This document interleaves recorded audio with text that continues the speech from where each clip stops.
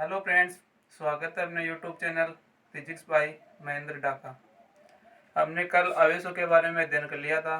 Coulomb का सदिश निरूपण पढ़ लिया था, कूलॉम का नियम पढ़ लिया था। आज हम पढ़ेंगे अध्यारोपण का सिद्धांत। अध्यारोपण का सिद्धांत कहता है, मान लो कोई आवेश है क्यू नोट, उस पर अन्य आवेश Q1, Q2, Q3 कार्यरत है। इन आवेशों के कारण इन पर इस क्यू नोट पर लगने वाला बल Q1 के कारण F1 है, Q2 के कारण F2 है, Q3 के कारण F3 है। तो इस नियम के अनुसार क्या कहते हैं, किसी स्थिर आवेश पर अन्य आवेशों के कारण लगने वाला परिणामी बल हमेशा उन आवेशों पर लगने वाले विद्युत बल के योग के बराबर होता है। तो ये आवेश और ये आवेश हमेशा समान आवेश के होंगे, यानी कि ये पॉजिटिव है तो ये पॉजिटिव होगा, ये नेगेटिव है तो ये नेगेटिव होगा। इसी प्रकार इसे तभी बोला है स्थिर आवेश, यानी कि दोनों समान आवेश होंगे। तो ये सिद्धांत स्थिर आवेश पर ही लगेगा हमेशा, यानी कि समान आवेशों के बीच में ही होगा। अगर यही विपरीत आवेशों के बीच में होता तो ये फोर्स की डायरेक्शन बदल जाती और ये फोर्स अंदर की ओर चला जाता, और इसी कारण सभी फोर्स अंदर की ओर हो जाते हैं और इनका परिणामी योग F1 F2 F3 के बराबर नहीं होता। तो इसी नियम को हम आगे बढ़ाते हैं। अब तो हम उस नियम से आगे देखते हैं, इनका परिणामी यानी क्यू नोट पर लगने वाला बल F हमेशा इनके परिणामी F1 plus F2 dot dot dot plus Fn vector के तक चलेगा, यानी कि इस पर अनंत आवेशों के कारण होगा ये। तो हमने कूलॉम के नियम से क्या पढ़ा है, कूलॉम के नियम से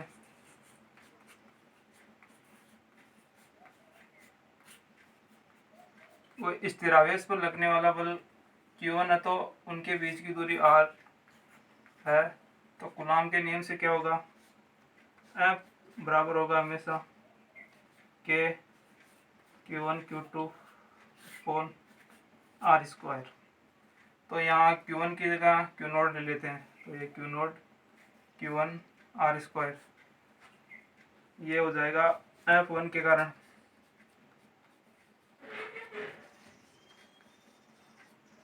F1 ले लो। इसी प्रकार F2 F3 समीकरण 1 F2 के कारण K Q note Q2 upon R square समीकरण नंबर 2, और इसी प्रकार F3 के कारण K Q note Q3 upon R square, इसको ले लो समीकरण नंबर 3। इन दोनों समीकरण को इस इक्वेशन के अंदर रखना है। अब तो इस इक्वेशन के अंदर रखने पर तो F1 F2 और F3 का मान उस इक्वेशन में रखने पर क्या आता है, F वेक्टर बराबर K Q note Q1 upon R square plus K Q note Q2 upon R square. इसी प्रकार ये हो जाएगा K Q note Qn upon Rn square.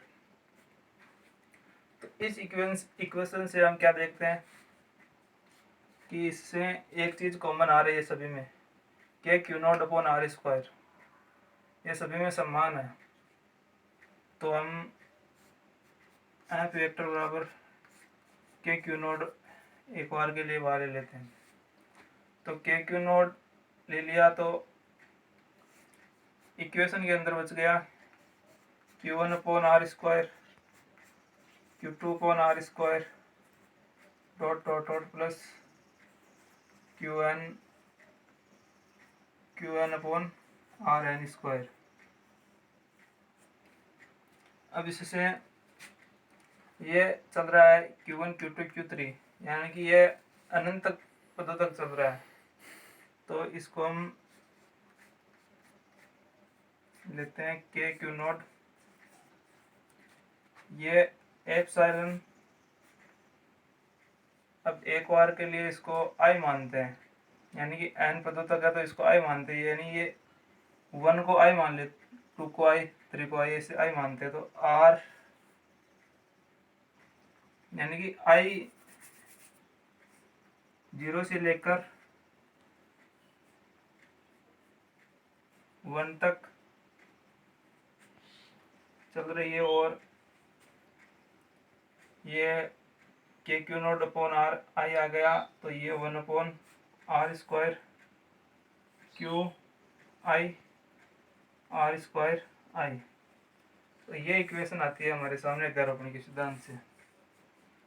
इसमें आई इक्वल टू ले सकते हैं 1 2 3, 0 से 1 2 3, यानी कि ये Q1 Q2 Q3 तक चलता है। इसी प्रकार ये आई को हम 0 से 1 2 3 अनंत पदों तक ले सकते हैं। ये हमारे अध्यारोपण के सिद्धांत की इक्वेशन पूरी होती है, और ये टॉपिक हमारे पूरा होता है आवेश वाला। हमने आवेश पूरा पढ़ लिया है। अब हम आगे टॉपिक पढ़ेंगे विद्युत क्षेत्र की तीव्रता के बारे में, यानी कि लगभग हमारा आधा चैप्टर कंप्लीट होता है आज। सो हमने अध्यारोपण का सिद्धांत कंप्लीट कर लिया। अब हम बात करते हैं विद्युत क्षेत्र। विद्युत क्षेत्र क्या होता है? ये कोई मान लो स्थिर आवेश है, कैपिटल क्यू है, इसके चारों ओर कोई क्षेत्र क्रिएट होता है। ये मान लो कोई क्षेत्र हो रहा है,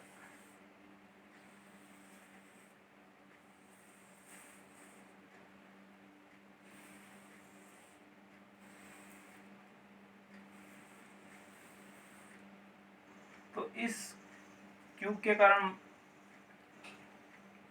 कोई आवेश क्यू नोट ले लेते हैं एक। तो इस क्यू नोट के कारण कोई आवेश के क्यू के कारण क्यू नोट पर एक क्षेत्र क्रिएट होगा, जिसे हम विद्युत क्षेत्र कहते हैं।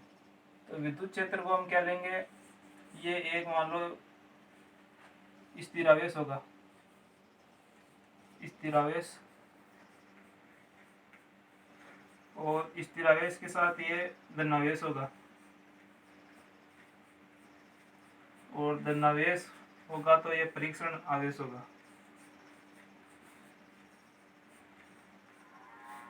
परीक्षण आवेश, परीक्षण आवेश का मतलब वो ये हो गया, इसका परीक्षण किया गया है। ये क्यू नोट के कारण अन्य मान लो कोई धनावेश लाने के कारण एक क्षेत्र क्रिएट होता है, जिसे विद्युत क्षेत्र कहते हैं। किसी स्थिर आवेश पर कोई अन्य आवेश क्यू नोट लाने पर उस आवेश के चारों ओर एक क्षेत्र क्रिएट होगा, जिसे हम विद्युत क्षेत्र कहते हैं। ये विद्युत क्षेत्र होगा।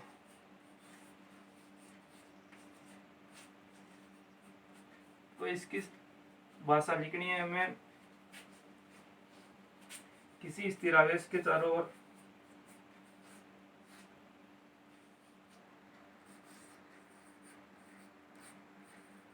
आवेश के चारों ओर अन्य आवेश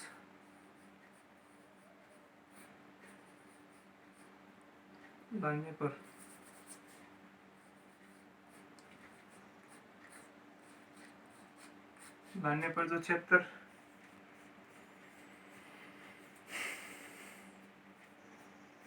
उत्पन्न होता है उसे हम विद्युत क्षेत्र कहते हैं। ये हमें लिखना है।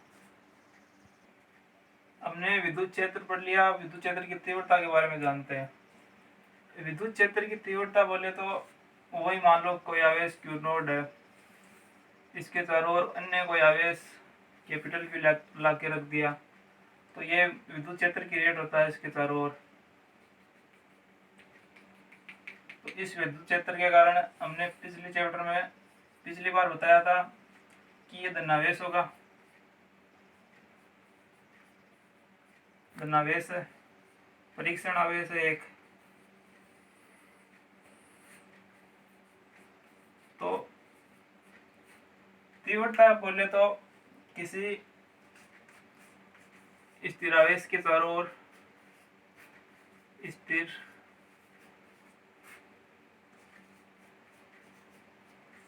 आवेश पर अन्य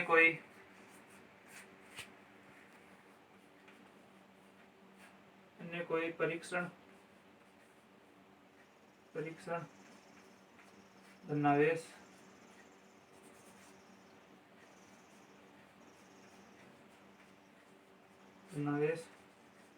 लाने पर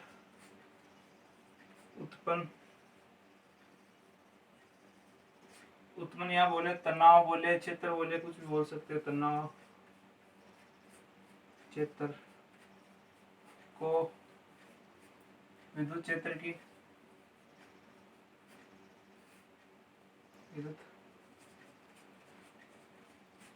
तीव्रता कहते हैं।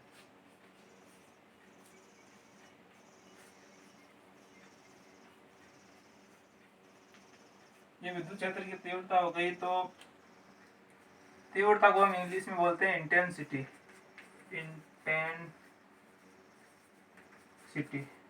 तो इसको हम कैपिटल ई से दर्शाएंगे। तो इसका हम फॉर्मूला लिख सकते हैं। इसके कारण इस पर मान लो कोई फोर्स लगेगा तो ये दोनों धनावेश है, तो समान चार्जों के बीच में फोर्स बाहर की ओर लगेगा। ये माइनस माइनस हो गए तो भी बाहर की ओर होगा, तो इनके कारण लगने वाला फोर्स एफ है।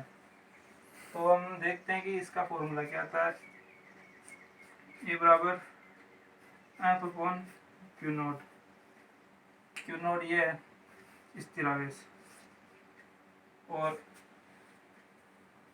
स्थिरावेश के कारण ये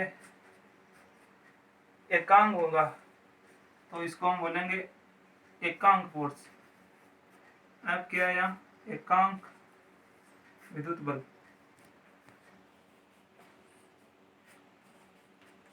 यानी कि एकांक बोले तो यहाँ पर 1 कूलम ही काम में लेना है। आवेश हमेशा 1 कूलम के बराबर होगा। क्यू नॉट 1 कूलम होगा। ओके, तो हमने एक फॉर्मूला क्रिएट कर लिया, ई वेक्टर बराबर F vector upon Q vector. तो ये फॉर्मूला इंटेंसिटी का आता है, हमारी तीव्रता का आता है। तो इससे एक बात लिख सकते हैं हम, तीव्रता एक सदिश राशि है, यानी कि विद्युत क्षेत्र की तीव्रता, इसको बोलते हैं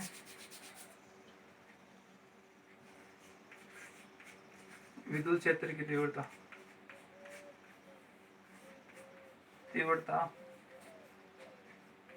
सदिश राशि है।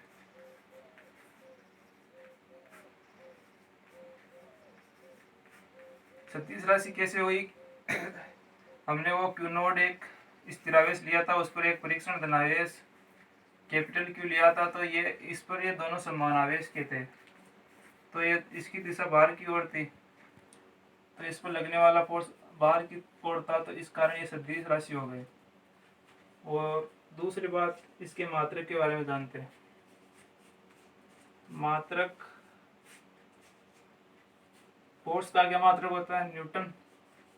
और आवेश क्यू का कूलम, इसका मात्रक हो गया न्यूटन पर कूलम। अब बात करें इसकी डायमेंशन यानी कि विमा।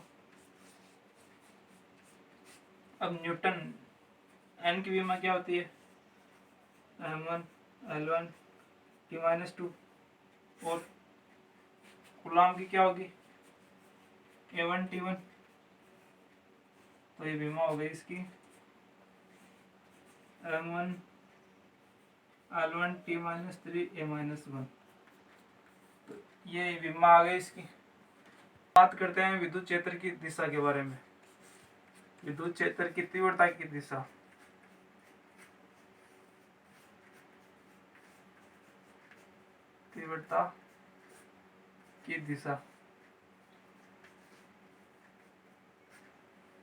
पहले लेते हैं हम 1 नंबर पे,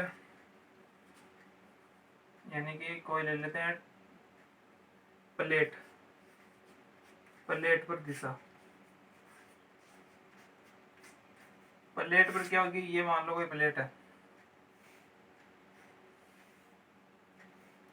इस पर कोई पॉजिटिव चार्ज है, इसके कारण इस पर लगने वाला फोर्स बाहर की ओर होगा या अंदर की ओर होगा? अंदर की ओर।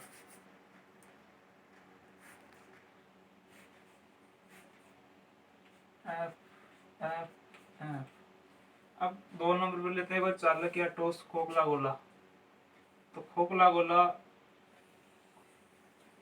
इस पर कोई पॉजिटिव चार्ज है तो इसके कारण फोर्स होगा एफ एफ। अब लेते हैं हम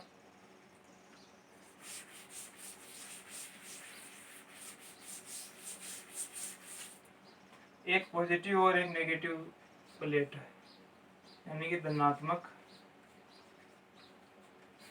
व ऋणात्मक प्लेट। तो ये मान लो पॉजिटिव प्लेट है, ये नेगेटिव प्लेट है।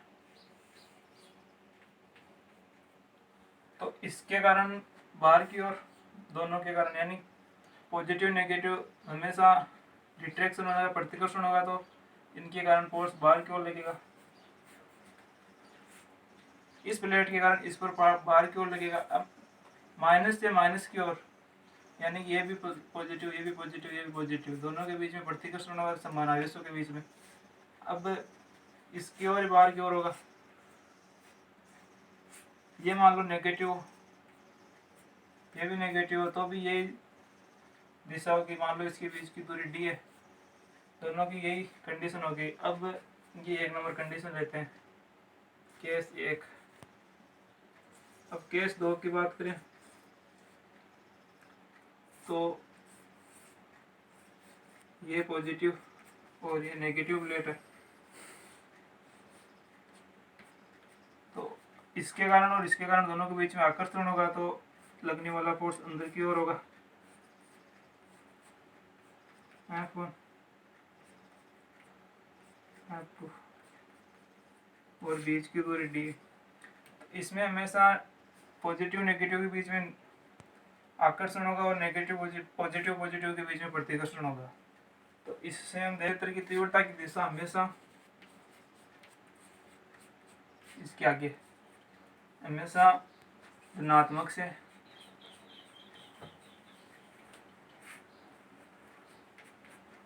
ऋणात्मक दिशा में होगी, यानी कि इस पर लगने वाला आवेश प्लस से माइनस की ओर जाएगा, न कि माइनस से प्लस की ओर। अब बात करते हैं विद्युत क्षेत्र की तीव्रता पर लगने वाले बल के बारे में। अब बल के बारे में बात करते हैं तो इसकी दो कंडीशन बनती है। कंडीशन नंबर एक, धनावेश पर लगने वाला बल, धनावेश पर लगने वाला बल पर बल। और कंडीशन नंबर दो बनेगी ऋणावेश पर लगने वाला बल।